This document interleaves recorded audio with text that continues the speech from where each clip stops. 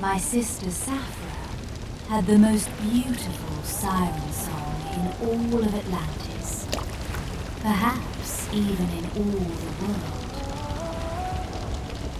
Men from hundreds of miles around could hear it, and none of them could resist it. Her song was of love and joy and healing. They were enraptured by it.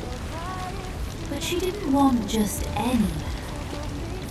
She had her heart set on just one. A prince. Only days ago, this prince was celebrating his birthday on a ship, much like the one before me now, but perhaps less charred and mangled. But a great storm had churned above it and sent waves crashing against it, knocking loose anything not bolted down and affixed, including men. One such man was this prince. He swirled just beneath the surface of the water, catching glimpses of his submerging vessel. His good time had turned to sour brine. He surrendered to the imminence of death just before a young siren girl, a princess from the Siren Cove of Atlantis, came to pull him towards dry land at the speed of a spear. There the prince laid, drying in the early sun on the safe shores of his homelands. Saphra watched over him nearby. As he roused, confused and doubted, she wanted to tell him that it was her, that she was the one that saved him. But when people came to him from a nearby church, my sister became frightened and fearful of them. She was concerned about whether they'd like her, if they would hurt her. A beautiful human woman came to his aid with her attendants, and she had him whisked away at once. My sister returned to us and told us what happened. We were in disbelief. We were so cross with her.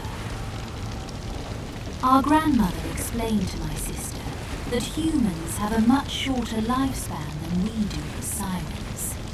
When they die, they're buried and are returned to the earth to remain there forever. But when we die, in about 300 years or so, we'll simply dissolve into the sea like foam. We become one with the ocean, like the bits of stardust in the night sky, scattered between worlds. But my sister was in love with the prince. She only thought about him. She longed for him and to taste human life. She wanted a way to see him again. She knew of an ether man who scavenges the bottom of the sea for lost souls to eat. Her name is Calypso. And besides the tides of change at the ocean top, she also commands the Kraken. Our little siren princess visited Calypso and begged her for just one chance for the prince to fall in love with her. She truly thought their love was meant to be.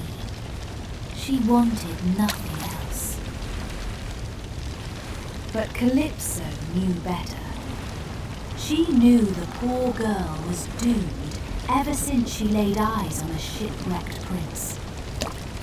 But Calypso also loves to make deals. She was willing to help my sister entice the prince, but Calypso wanted something in return. My sister's song. the most precious thing to a siren. Calypso would transmute her fins with a spell that would give her legs to stand upon on dry land, in exchange for her beautiful voice, which was locked away in the siren pearl in her chest. The same pearl that would have birthed a new siren when she died.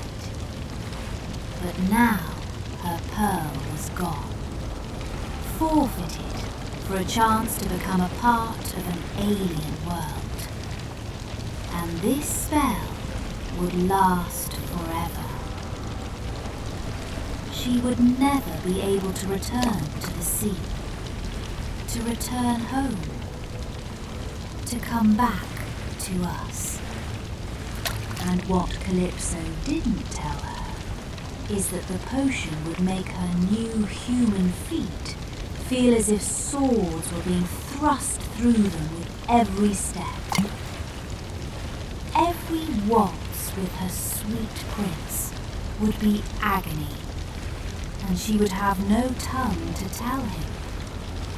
She would never be able to speak her name to him, nor his own. And worst of all, the deal was conditional. My sister was to marry the prince before he married anyone else. If he didn't return her love and were to marry someone else, the spell would detect her broken heart, and she would dissolve into foam at dawn the next morning. But my sister didn't care. She would do anything. And so, Calypso took her fins and her siren pearl, leaving her to escape the depths of Atlantis all on her own. And the princess struggled to reach the surface with her new human legs. But she survived, and she found her prince. The prince found her fascinating. He thought she was odd and peculiar, and found that even though she wouldn't speak, she was still beautiful and full of grace and warmth. She was excited to learn new things. But she was troubled. Every step she took left her in excruciating pain. And though the prince never let her leave his side, he only offered her companionship and his deepest thoughts and feelings because she could never release them. The prince mentioned to my sister a woman who saved his life not too long ago.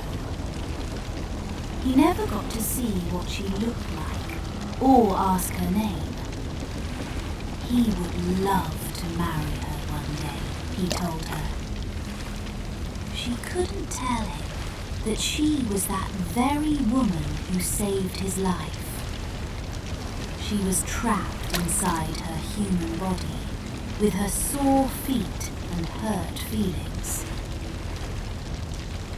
The prince rejected her every advance. How could he love someone with no name and no voice? Who was she, really? And the prince's parents encouraged him to marry a true princess. One day, a woman from another kingdom comes seeking marriage through an arrangement between the king and queens. The prince falls for her instantly. He says it must have been her that saved him that day. How else could he explain this magical connection? The princess admits that it was her that found him on the shore and called for help. The prince finds himself completely devoted to this woman, who speaks with a lovely tone and dances as if striding upon the air itself. The prince declares his love for her, and a royal wedding is announced at once. My sister is devastated. She became merely a figment of his life, a royal attendant, a silent shadow, an afterthought. She is asked to be an attendant in the ceremony aboard a wedding ship. This ship. As my sister helps the human princess don her wedding gown and place the glittering tiara upon her royal head, my sister's heart breaks. And so does mine. I and my other sisters seek help from Calypso, begging her for any chance to save our Siren princess. Calypso, giddy and glad to strike another deal, reveals a dagger to be given to Saphra before dawn. If our sister can kill the prince and let his blood flow onto her feet, she can become a siren once more. All of her suffering will end, and she will live her full life in the ocean with her family, as she was meant to. All Calypso wanted in return was our long siren hair, along with all of the magic locked inside of it. I approach her just before dawn breaks the next morning, while she is still on the wedding ship. This ship is. She's been thinking of all that she has sacrificed, and of all the pain she has endured for the prince. She despairs, anticipating the death that awaits her as the sun breaks the seal of the horizon. I hand her the dagger and explain to her what it means. Speechless, she climbs to the highest point of the ship to watch the sunrise. I beg her to take her life into her own hands and end this curse and return to us. But she refuses. She loved the prince. She smiled tearfully at me as she tossed the dagger down into the sloshing ocean water below, and then tossed herself. As her human body crashes into the sea, it froths into pure white foam. And then she was gone.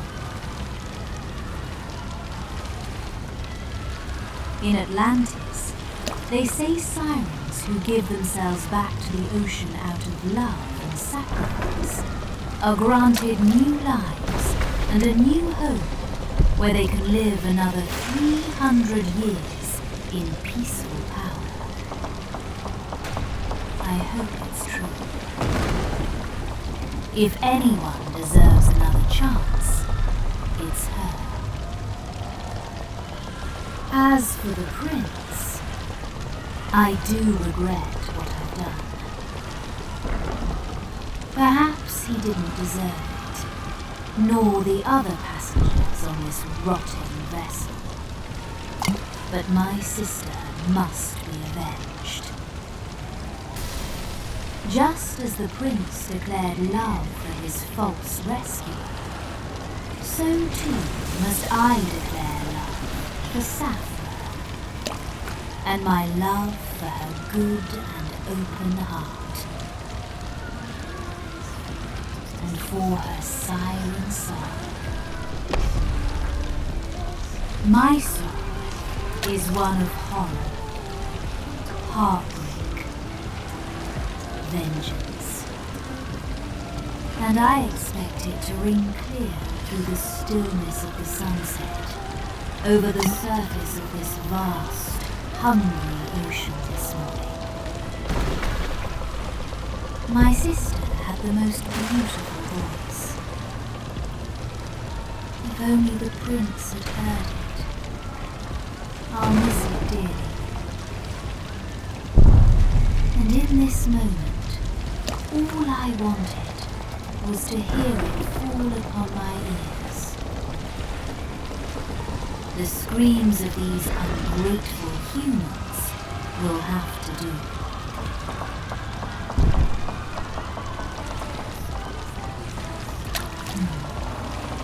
My scales are glowing. They only shimmer this way when there's danger, or sharks, or the Kraken. Could there be something on that burning wedding ship? Perhaps Captain Nemo is watching from afar. Though he never interferes in the affairs of Atlantis, that was always the agreement. Wait, there's another ship off in the distance. It looks like a merchant ship. I should leave before I'm spotted. I must return to Atlantis and tell the others what's happened, and pray to the gods that my sister Saphra has earned her second soul.